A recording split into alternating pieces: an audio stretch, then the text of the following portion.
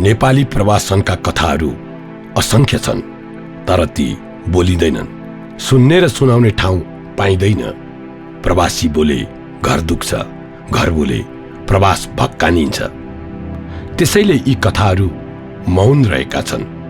महिला रोजगारीका कथाहरू अझ हृदय विदारक छन्। नेपाली सांस्कृतिक र सामाजिक हेराइमा भिन्न छ। अधिकार र कर्तव्य बीच रुमलिएका व्यथाहरू छन्। पाइलै पछि हण्डर र त्रासमा पिल्सिएका कथाहरू छन्। आखिर हाम्रो समाज पनि यस्तै त छ नि। महिलाका ससाना गल्तीमा 3 आँखा फुकालेर हेर्छ, तर पुरुषका हजारौं गल्तीहरूलाई सहजै आँखा चिम्लिदिन्छ।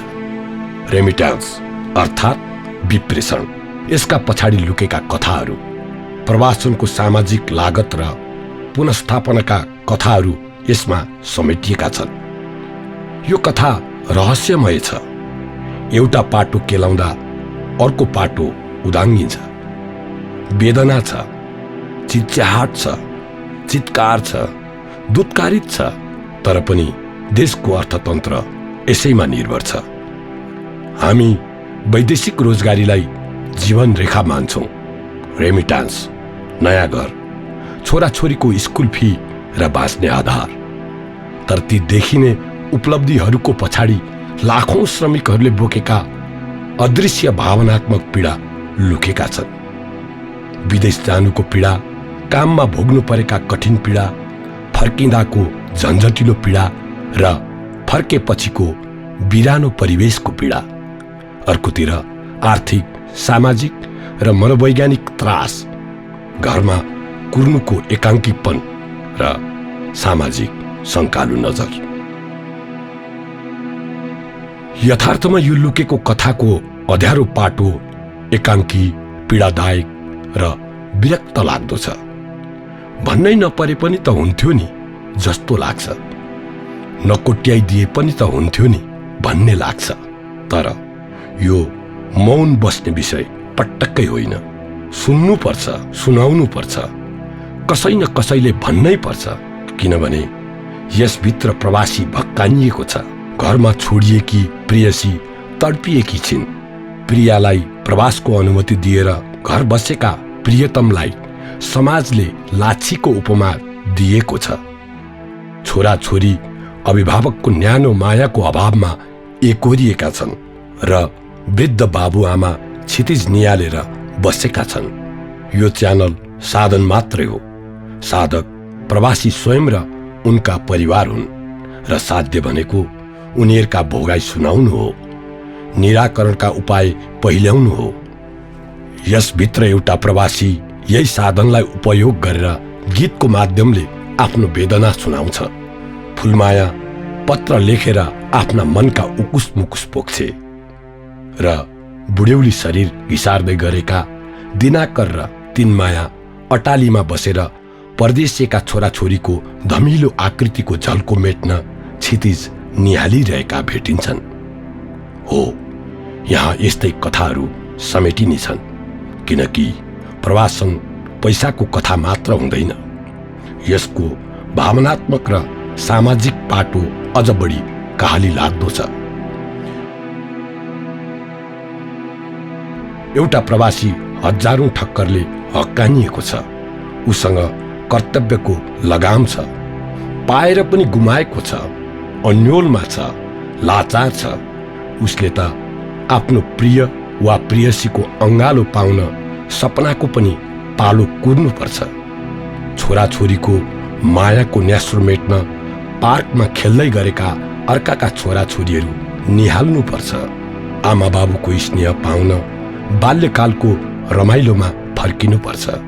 ऊ त मृत्यु र जीवनको दोसाँधमा उभिएर आदेशको पालनामा छ। लामो अन्तरालपछि पनि घर फर्किँदा आफ्नै मुटुका धड्कनहरू अरूले चिनाइदिनुपर्छ। कतिपय त नफर्कँदै गुमाउनु परेको छ। पारिवारिक, सामाजिक रहनसहन, रुचि सबै बदलिएको छ। आफ्नै जीवन तमतमाइलो भएको छ। अर्को पाटो पनि यस्तै छ। प्रवासीको कथा घरमा जोडिएका परिवारलाई अलग गर्न सकिँदैन। घरमा श्रीमतीले आमा बाबु दुवैको भूमिका निभाउनु पर्छ।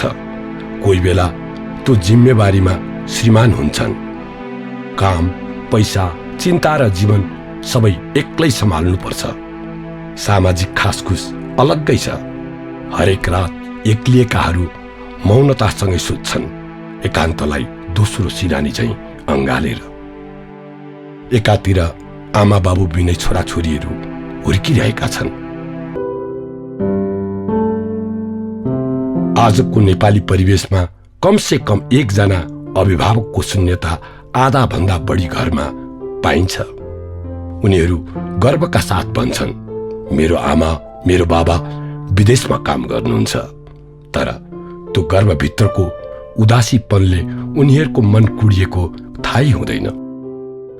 आमा बाबुको न्यानो काखको साटो उपहार र आश्वासनमा हुर्किन बाध्य छन्। सुत्ने बेलामा मधुमालतीको कथा होइन, फोनको बाचामा निधाउँछन्।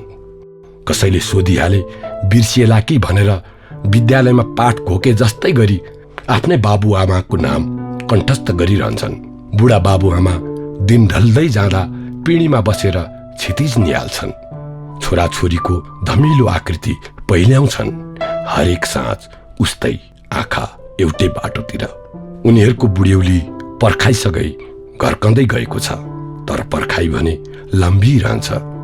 केही समयसम्म घर छोड्दा गर्व गर्ने हाम्रो समाज पनि आफ्नो छोराछोरी विदेशिएला कि भन्ने त्रासमा सशङ्कित हुन थालेको छ।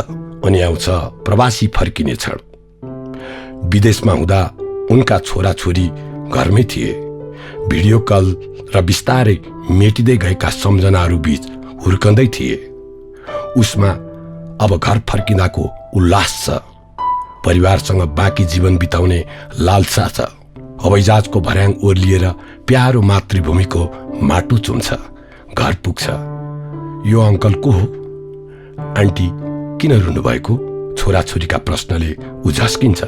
फोन र भिडियो कलमा चिनेको बाबु आमा भन्दा भिन्न अनुहार उनीहरूले चिन्न नसकेको सहजै अनुमान गर्न सकिन्छ। उफ, यो केवल गुमेको समय मात्र होइन, यो गुमेको अपनत्व हो, टाढिँदाको परिणति हो, बाध्यताको नियति हो। क्रमशः एउटा रिटर्नी केलाउँदै जान्छ। आफू फर्किएपछि छोराछोरीको डेली रुटिन बिग्रिएको छ। श्रीमान वा श्रीमतीको पारिवारिक भूमिका बदलिएको थाहा पाउँदै जान्छ। अझ बढी विदेश बसिदिएको भए यो आवश्यकता पूरा हुन्थ्यो नि भन्ने भावना बुझ्दै गएको छ। वंशमा नपाएको लोग्ने वा स्वास्नीसँगको सुख शैलको के अर्थ उसले अनुभव गर्दै गरेको छ। स्वयं पनि बदलिएको आनी बानीले आफूभित्रै पिल्सिएको छ। हैरान र आजित छ। अझ कतिजना त क्षतिग्रस्त फोक्सो, उपचार नपाएको रोग, तिरि नसकेको ऋण र मनभित्र गहिरो आघात बोकेर फर्किएका छन्। जिउँदै फर्किएकाहरूको वैवाहिक सम्बन्धमाथिको कुठाराघातको मूल्य कति होला? अभिभावक र आफन्त गुमाइसकेको घरको शून्यता केले पूरा गर्ने होला? अझ रातो बाकसका कथाहरू, पराय भूमिमा घरको सपना देख्दै विलय भएकाहरू र तिनका आश्रितहरूको आर्तनाद, यी सबै विषयहरू कतिले कसरी सहेका होला र यो कति गम्भीर विषय होला? उफ, घर फर्किएपछि पनि समयको अन्तरालसँगै सन्तान पुनः प्रवासिन्छन्। यसपटक बहाना फेरिएको छ। उच्च शिक्षा वा अन्य कुनै। घरभरि लालाबाला भएको परिवार पुनः रित्तिँदै जान्छ। जीवन फेरि साउको साउ भएको छ। ब्याज फुत्किसकेको छ। प्रतीक्षाको अध्याय फेरि दोहोरिन्छ।